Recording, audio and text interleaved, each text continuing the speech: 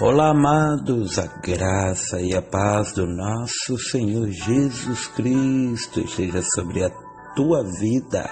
Amém. Vamos ao Bíblia na mão, palavra no fogão de hoje. Amém.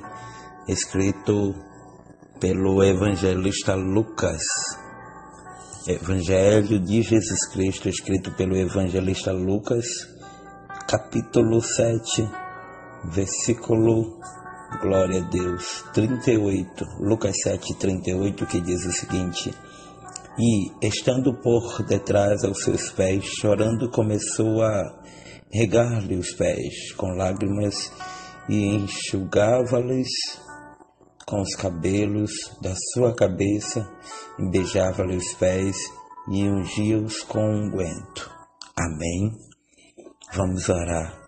Santíssimo Deus, eterno Pai, bendito Senhor, Criador dos céus e da terra, Deus que tudo pode, que tudo faz e que tudo vê.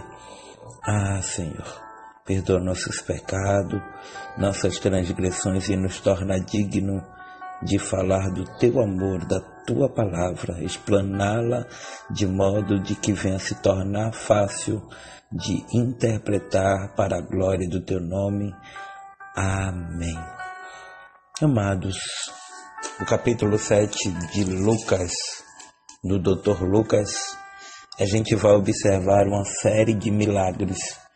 No capítulo 7, logo do início do versículo 1, a gente vai ver o centurião de Cafarnaum, ou seja, havia ali um centurião que um dos seus servos estava enfermo, moribundo, doente. E este centurião amava muito, ele tinha muita estima, ele gostava, ele se preocupava com o seu servo.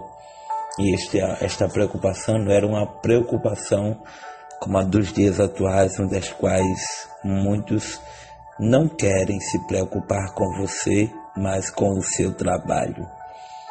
Mas quando a gente vai observar este relato bíblico, narrado no capítulo 7, a partir do versículo 1 até o 10, a gente vai perceber de que ele chega até Jesus, ele diz: olha, eu sou um homem de muitos trabalhadores, eu tenho muitos empregados, eu digo a um vai, e eu digo a outro ele vai, e eles vão, mas eu não sou digno de que o Senhor vá na minha casa.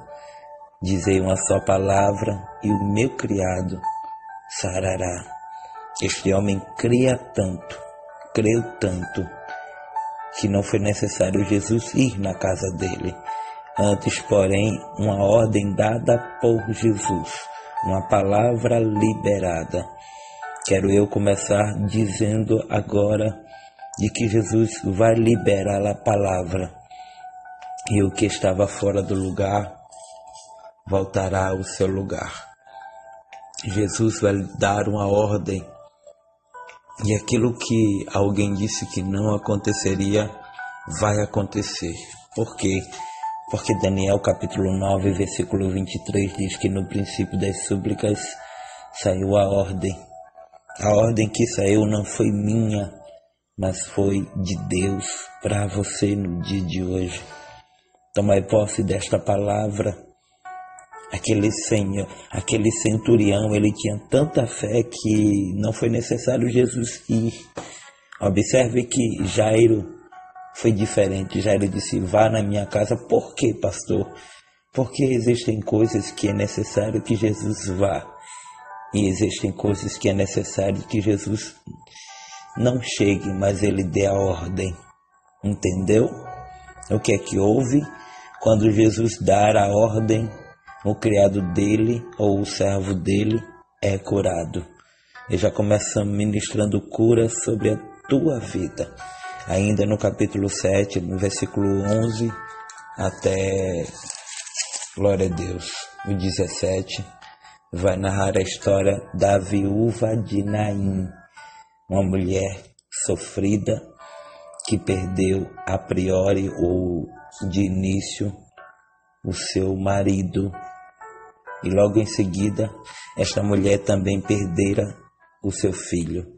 2 sonhos perdidos, uma incerteza, percas, pessoas que estavam ao redor, mas no entanto eram pagos para chorar, as carpideiras, pessoas que levaram o caixão, mas que não sentiam a dor daquela mulher. E se formos aplicar aos dias atuais, a gente pode ver que muitos que choram ao nosso lado não sentem a nossa dor, que muitos que andam conosco não sabem o que de fato a gente carrega dentro da alma. São angústias, palavras, julgamentos, percas e principalmente o clamar, a certeza de que tudo isso só pode mudar se Jesus chegar, colocar a mão no caixão e dizer: a partir de hoje foi cancelado o funeral. Mas antes eu quero me situar nesta mensagem a te dizer de que Jesus chega até aquela mulher, porque até então a mulher não podia enterrar o seu filho e o seu marido na cidade, tinha que ser fora da cidade, e para isso ela precisava seguir o cortejo, saindo da cidade, indo para fora da cidade, onde havia ali a porta, um portão. Todas as cidades tinham uma porta, um portão de acesso. Mas o que eu acho tão interessante é que Jesus vai de encontro àquela mulher, fita os olhos nela, chega para ela e diz: não chores. Lucas ainda vai narrar dizendo algo bem interessante: e sentindo-se íntima compaixão, e moveu-se. O que é ter íntima compaixão? É sentir a dor com intimidade de alguém. Não é sentir uma dor fingida de dizer: isso vai passar, não. É de fato se colocar no lugar da outra pessoa e saber que não é fácil, mas que Jesus vai chegar, vai mudar, vai transformar, e nós veremos milagres acontecer. Jesus se apresenta a ela, diz: não chores. Quando todos já estão inquietos, agoniados, querendo logo enterrar o caixão, Jesus para o cortejo, para o enterro, segura no caixão. Detalhe: naquele tempo ninguém poderia chegar perto do caixão ou tocar no caixão, porque seria considerado uma pessoa impura. Mas como Jesus vai se tornar impuro se ele é a própria pureza? Jesus segura o caixão, para o enterro e diz: menino, a ti te digo, levanta. Jesus vai parar alguém que está projetando ou está torcendo para uma morte espiritual. Jesus para, e a Bíblia vai nos dizer, ou vai nos relatar, de que a fama correu, a notícia se espalhou. O que é que o Senhor quer dizer com isso?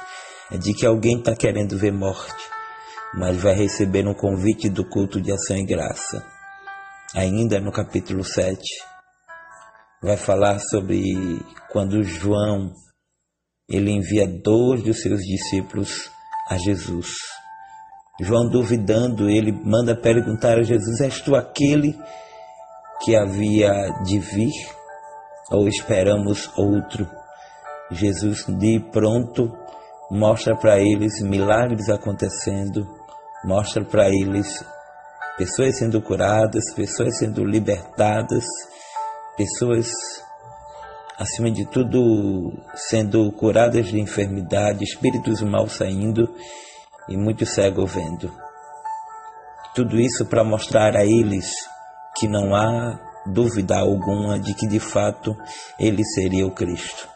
E na leitura que fizemos, a gente vai perceber de que a partir do versículo 36 de Lucas capítulo 7, vai falar que um dos fariseus convidou Jesus para que comesse na casa dele e assentou-se à mesa. O que eu entendo aqui de princípio e de imediato é de que a mesa estava lotada, mas no chão ainda tinha vaga. Em cima estava lotado, mas embaixo ainda tinha vaga para descer.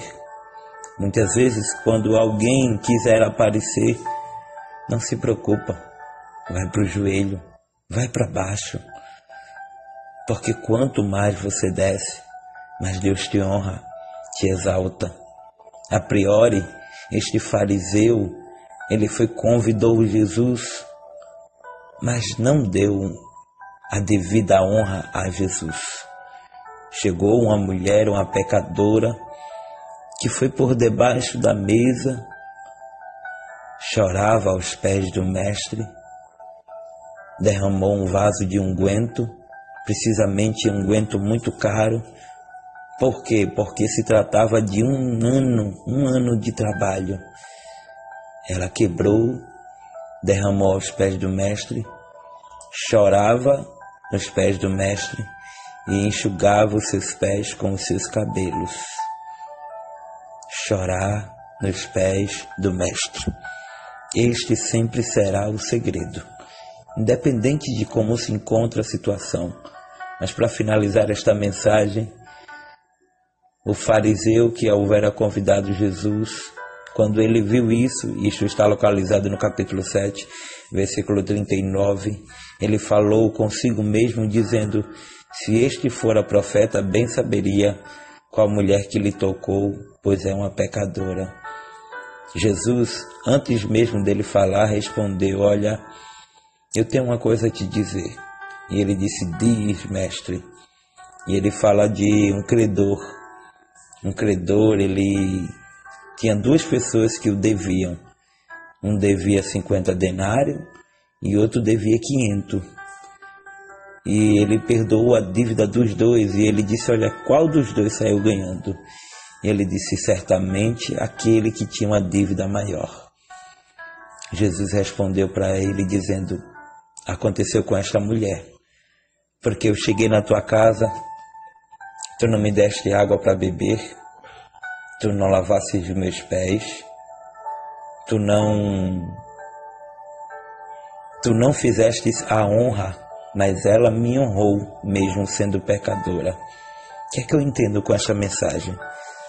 De que não importa o nome, mas as atitudes ou a humilhação para receber o milagre. Não é cabível dizer que convidamos Jesus para a nossa casa e não darmos a honra a Ele necessária que de fato Ele merece. Acho que hoje pensemos: por quê?